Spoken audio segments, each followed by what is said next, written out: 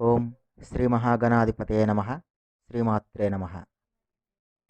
Hi friends, ఈ వీడియోలో మనం అక్షయ తృతీయ పండుగకు సంబంధించిన విషయాలను తెలుసుకుందాం. ఈ వీడియోని స్కిప్ చేయకుండా మొదటి నుండి చివరి వరకు పూర్తిగా చూడండి. వైశాఖ మాసం దానాలకు ప్రసిద్ధి. ఈ వైశాఖ మాసం శ్రీ మహావిష్ణువుకి ప్రీతిపాత్రమైనది. ఈ వైశాఖ మాసం ప్రాణులకు తల్లివలే ఎల్లప్పుడూ సర్వాభీష్టలను తీరుస్తుంది. ఈ మాసంలో చేసినటువంటి స్నాన, దాన, జప, పూజాదులకు దేవతలు సైతం తలవంచి గౌరవిస్తారు. వైశాఖ మాసం శుక్లపక్షంలో వచ్చే తృతీయ తిథిని అక్షయ తృతీయ అని అంటారు. క్షయము అంటే నాశనం, తరగడం అని అర్థం.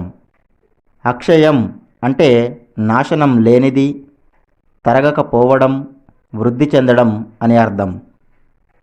ఈరోజు చేసినటువంటి దాన, స్నాన, జప, పూజాదులకు వచ్చే ఫలితం అనేది తరగకుండా వృద్ధి చెందుతుంది. అందుకోసమనే ఈ తిథిని అక్షయ తృతీయ అని అంటారు. పూర్వం శ్రీ మహావిష్ణువు నాభిలో నుండి ఒక తెల్లని తామర పువ్వు పుట్టుకు వచ్చింది. ఈ తెల్లని తామర పువ్వును పుండరీకము అని అంటారు. ఇందులో నుండే బ్రహ్మ పుట్టాడు. బ్రహ్మ సృష్టి చేసి అనేక జీవరాశులను సృష్టించాడు. సృష్టి ఆరంభమైన కాలంలో అన్ని జీవరాశులు మానవులతో సహా విచ్చలవిడిగా ఉండేవి. పాపం, పుణ్యం తెలియక మానవులు, దేవతలు, రాక్షసులు అందరూ కూడా భయంకరమైన దురాచారాలు చేస్తూ ఉండేవారు. పాపాలకు శిక్షలు లేకపోతే మానవులు రెచ్చిపోయి దుష్కర్మలు చేస్తారని, దానితో లోకాలు నశిస్తాయి అని భావించినటువంటి భగవంతుడు యమధర్మరాజును నియమించాడు. యమదండనను విధించడానికి నరకలోకాన్ని నిర్మించాడు. యముడు లోకంలోని పాపాత్ములు మరణించినప్పుడు వారి శరీరంలోని ఆత్మలను యాతనా శరీరంలోకి ప్రవేశపెట్టి నరకలోకానికి తీసుకుపోయి అక్కడ వారు చేసినటువంటి పాపాలకు తగిన శిక్షలు విధించడం మొదలుపెట్టాడు. పుణ్యాత్ములని దివ్య శరీరాల్లో ప్రవేశపెట్టి స్వర్గలోకానికి పంపేవాడు. ఈ విధంగా పాపాత్మలకు తగిన శిక్షలు వేసి పాప ప్రక్షాళన చేసి దాని ద్వారా లోకంలో ధర్మ సంస్థాపన చేయడం కోసమని యమధర్మరాజును నరకలోకానికి అధిపతిని చేసిన తిథికి అక్షయ తృతీయ అని పేరు. ఈ రోజు నుండి ధర్మం అనేది అక్షయం అయింది. అంటే ధర్మం తరగకుండా వృద్ధి అయింది. కాబట్టి ఈ వైశాఖ మాస శుక్లపక్ష తృతీయకి అక్షయ తృతీయ అనే పేరు వచ్చింది. యమధర్మరాజు గారు ధర్మ సంస్థాపన చేయడమే కాకుండా ఏది చేస్తే ధర్మం, ఏది చేస్తే అధర్మం అని చెప్పడానికి యమస్మృతి అనే శాస్త్రం రాశాడు. ఆ యమస్మృతిని లోకానికి అందించిన రోజు కూడా ఈ అక్షయ తృతీయ రోజే.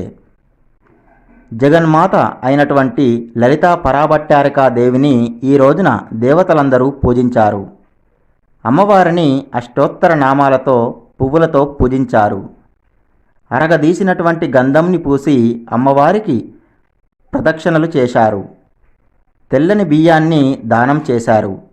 ఇలా చేస్తే సమస్త లోకాల ప్రాణులకు సౌభాగ్యం కలుగుతుంది.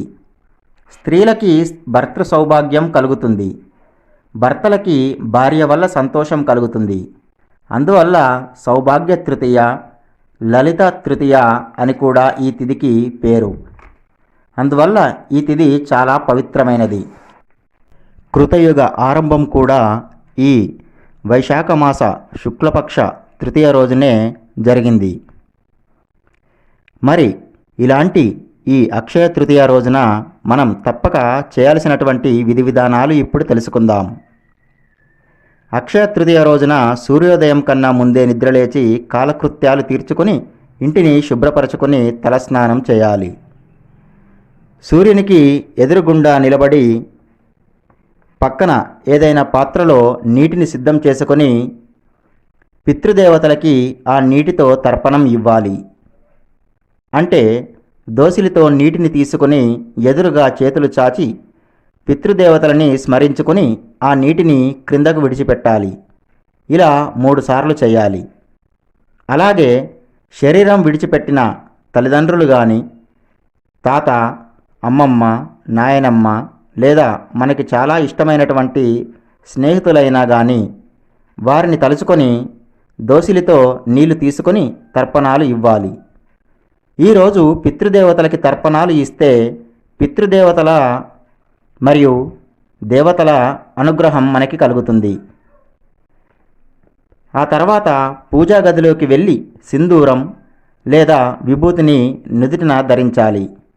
ఈ రోజున లక్ష్మీనారాయణులని షోడశోపచారాలతోనూ లేదా పంచపూజలతోనూ పూజించాలి. పూజా గదిలో విష్ణువుకి సంబంధించినటువంటి ఏ అవతారంలో ఉన్నటువంటి విగ్రహం అయినా కానీ ఉన్నట్లయితే ఆ విగ్రహానికి చందనం రాయాలి. శివలింగానికైనా ఈ రోజున చందనాన్ని రాయాలి. ఇలా చేసినట్లయితే విష్ణువు యొక్క లేదా శివుని యొక్క సంపూర్ణ అనుగ్రహం కలుగుతుంది. ఈ రోజున తల్లిదండ్రులకి నమస్కరించి వారి ఆశీర్వాదం తీసుకోవాలి. ఈ లోకంలో ప్రత్యక్ష దైవాలు తల్లిదండ్రులు. వీరిని పూజించిన వారికి ఉన్నటువంటి దోషాలు తొలగించి వారిని అనుగ్రహిస్తానని భగవంతుడు స్వయంగా చెప్పాడు.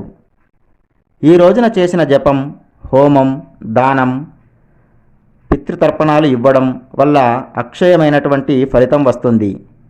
ఈ రోజున కనీసం 2 యోగ్యత కలిగినటువంటి బ్రాహ్మణులకు స్వయం పాకం, దక్షిణ, తాంబూలంతో సహా దానం ఇవ్వాలి.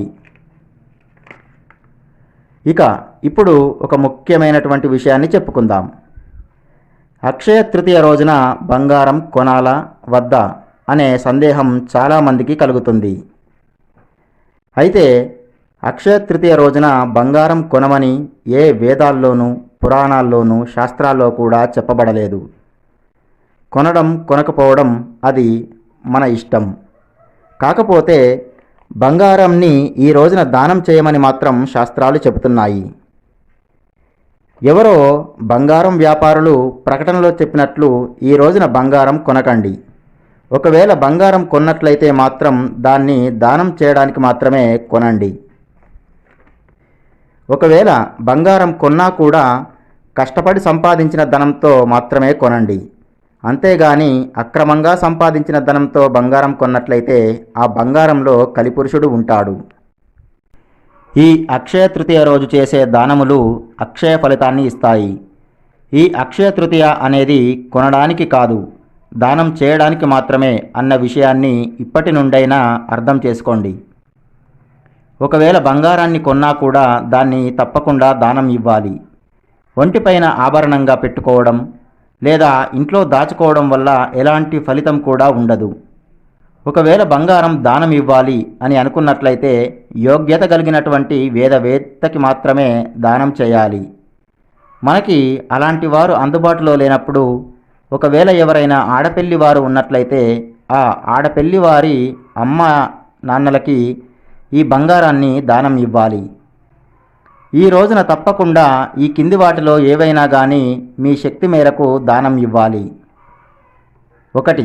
ఉదక భాండం, నీరు నింపినటువంటి కుండ లేదా రాగి పాత్ర లేదా ఇత్తడి బిందె. 2. స్వయం పాకం, 2 బ్రాహ్మణులకు తక్కువ కాకుండా ఈ రోజున స్వయం పాకం దానం ఇవ్వాలి. అది కూడా దక్షిణ తాంబూలంతో సహా. 3. ధనం. 4. విసనకర్ర. 5. పాదరక్షలు. 6. గొడుగు. 7. కాటన్ దుస్తులు. వీటిలో ఏవైనా కానీ మీ శక్తి మేరకు ఈ రోజున దానం ఇవ్వండి. ఈ రోజున కొనడం కాదు, దానం ఇవ్వడమే ప్రధానం అన్న విషయాన్ని అందరూ కూడా గుర్తుపెట్టుకోండి. ఈ దాన ధర్మాలు అనేవి అర్హత కలిగినటువంటి పేదవారికి మాత్రమే చేయండి. అంతేగాని ఆర్థిక స్తోమత ఉన్నవారికి మాత్రం చేయకండి. ఇలా ఈ అక్షయ తృతీయ రోజున దాన ధర్మాలు చేసి మీ సంపదని, పుణ్యాన్ని అక్షయం చేసుకోండి.